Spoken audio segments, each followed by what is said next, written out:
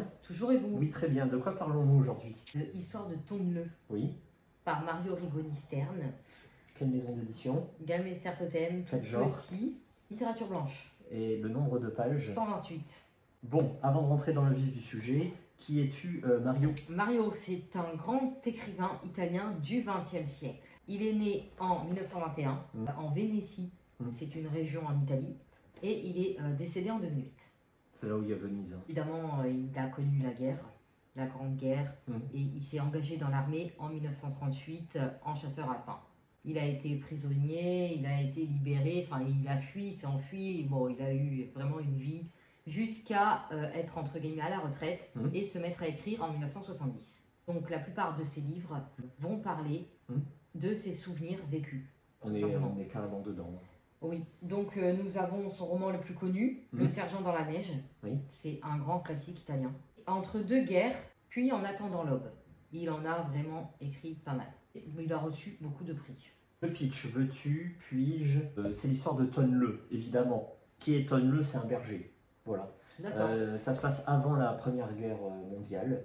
Les temps sont durs. Pour faire vivre sa famille, il fait de la contrebande. Malheureusement, il blesse un garde national. Il est condamné, il réussit à s'échapper, mais il s'exile durant 4 années où il parcourt l'Europe entière. Il fait des petits boulots à gauche, à droite. Il revient chez lui. Malheureusement, évidemment, la famille a évolué en bien comme en mal, et le spectre de la guerre est là. La guerre se déclare entre l'Italie et l'Autriche. 1915, face à la guerre, tout le monde s'en va, exil, à savoir qu'il y a même des camps. Sauf que lui, il est droit dans ses bottes, non, il ne partira pas. Il a un cerisier sur sa maison. Ouais, la couverture est magnifique par contre, on peut... Oui.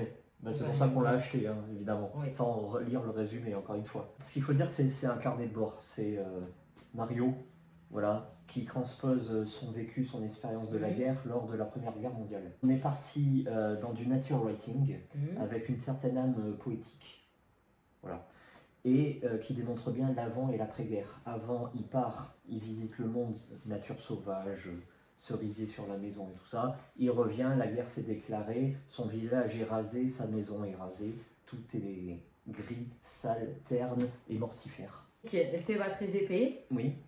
Qu'en as-tu pensé? Lisez pas le résumé parce que tout y est. Ne faites pas gaffe à l'incipit et l'excipit. En fait, c'est tout con. C'est des termes qui veulent plus rien dire en 2024. Prologue et épilogue. Sauf qu'un prologue et épilogue ne sont là que s'ils sont signifiés. Si c'est pas signifié, c'est des incipits et des excipits, ce qui vient avant et ce qui vient après. Le but, c'est de donner envie de lire l'intérieur.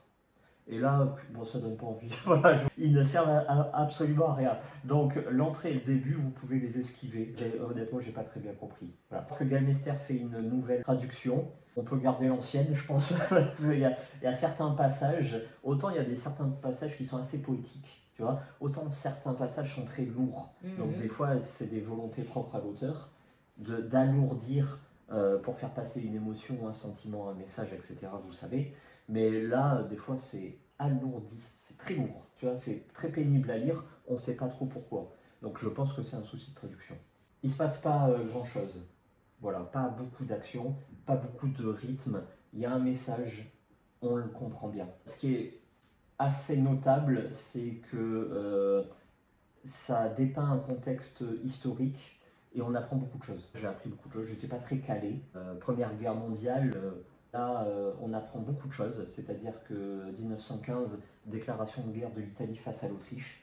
Donc on pourrait savoir que l'Italie c'est dans la triple entente avec l'Autriche-Hongrie et l'Allemagne. Sauf qu'il y a un passif qui date de 1815 avec Napoléon où l'Autriche a récupéré des régions en Italie.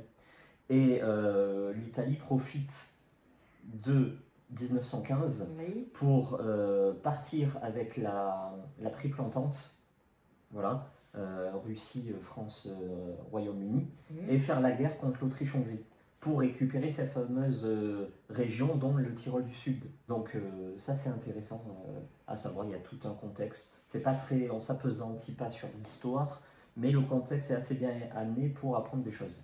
On se couche moins bête donc. En 130 pages, on ne peut pas faire non plus des miracles. Tant mieux, parce que les romans d'histoire, c'est ennuyant. Est-ce que Voilà. ça t'a donné envie ou pas? Non.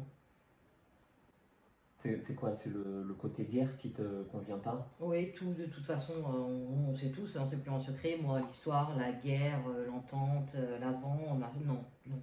J'ai besoin de fiction, voilà, de faux. Ou j'ai besoin d'imagination, mais de beau. Ou alors d'histoire vraie, mais serial killer, tu vois, c'est tout en fait. Pas de guerre, pas de... Non, non, c'est bon.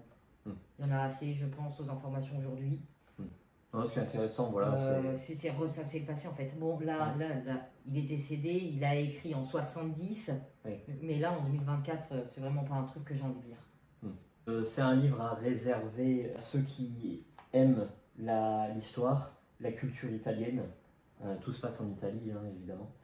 La plupart de ses livres, hein, pardon, je te coupe, c'est vraiment de sa région, en Vénétie. C'est à la frontière entre l'Italie et l'Autriche. C'est un auteur qui est très connu en Italie, et donc c'est le cœur de cible. Après, nous, est-ce qu'on va être touché? Moi, je l'ai été un tout petit peu pour le nature writing et donc cette évolution malsaine de l'avant-après-guerre, voilà. Mais après, est-ce que je le conseille? Non. En 1h30, c'est réglé. Ah oui. Voilà, par le contexte historique qui est intéressant. D'un point de vue littéraire, bon, il n'y a pas vraiment quelque chose de notable. Un 4. Ah, quand même. Bon, au moins c'est sûr, je ne le dirai pas. Merci bon, beaucoup. Merci à vous et puis à bientôt. Parlons peu, parlons bien. Oui. Nous, on a un petit dernier. Joël Dicker. Oui. Un animal sauvage. Alors, est-ce que tu as lu le résumé? Oui. Ah. Ah, je lis toujours les résumés. J'ai cru savoir qu'il y a un hic. Ouais, il y a un hic, évidemment. Le résumé n'est pas fou. L'impression vue et revue, et surtout l'impression avec son dernier, Joël Dicker, qui se rentre aussi dans une case. Ah mais ça fait longtemps qu'il est dans une case, lui. Non, bah non. Ah bah si. Tu peux pas dire ça. Ah bah Le dernier si. jour de nos pères, la vérité sur l'affaire Harry Kéber. Oui, c'est ses premiers. Il n'était pas dans une case. Voilà, après la disparition de Stéphanie Meyer. Oui, déjà là. Voilà. Et attention, la chute. C'est quoi l'autre? Le mystère de la chambre 612. Voilà. Alors là, voilà. Ouf, là, n'y allez pas du tout. Non, en fait. On l'a acheté, hein, clairement, en espérant que on remonte la pente. Ah oui. J'espère. Moi, je veux retrouver ces 3 premiers livres, en fait. T'es pleine d'espérance, d'espoir. Ah oui, oui, en espérant que dedans celui-ci, il n'y ait pas de la pub pour ses livres précédents. Tu peux juste nous préciser le genre? Ah, un thriller. C'est un thriller psychologique, normalement. Donc ça nous plaît. Enfin, moi, c'est mon genre à la base. C'est son genre à lui, surtout. Donc là, il faut pas qu'il se plante, parce que nous, on a l'œil. C'est ça. On sera là. Vérité sur l'affaire Harry Kéber. Ceux qui regardent cette vidéo, qui sont jusqu'au bout, là, à la fin, et qui ne l'ont pas lu, mais il faut y aller, en fait. Il faut pas chercher, il faut y aller. C'est comme Lovenbruck avec son road trip, là. Avec juste de liberté. Voilà, ça aussi, il faut y aller. Voilà, c'est les deux que je conseillerais toujours. Tout le monde sait que le mystère de la chambre 612, c'est un flop, malgré les hyper fans. Voilà. Et donc tout le monde l'a à l'œil. Et donc c'est à double tranchant. Il est sur un fil. Oui. Si là il se plante, mauvais, hein. Très mauvais. Mauvais pour vous. Parce que moi je serai toujours là. Quelle catastrophe. Allez, on y croit, Joël. Voilà. Très bien. Nous on aime te lire. Merci. Bon, merci à vous et puis à bientôt. À très vite.